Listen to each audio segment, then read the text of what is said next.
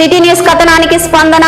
Peddapalli Koonaram ROB నిర్మాణ పనులను పరిశీలించిన జిల్లా కలెక్టర్ కోయ శ్రీహర్ష వచ్చే సమ్మర్ సీజన్ లోపు వన్ సైడ్ ఆర్ఓబి నిర్మాణం పూర్తి చేయాలని ఆర్ఎండ్బి అధికారులకు ఆదేశం. ప్యాకెట్ మనీతో స్ఫూర్తి మానసిక దివ్యాంగుల కేంద్రానికి బియ్యం నిత్యావసర సరుకులు అందజేసిన Peddapalli Gayatri Vidyanikethan 9th class students. అభినందించిన గాయత్రి విద్యా సంస్థల చైర్మన్ అల్లంకి శ్రీనివాస్.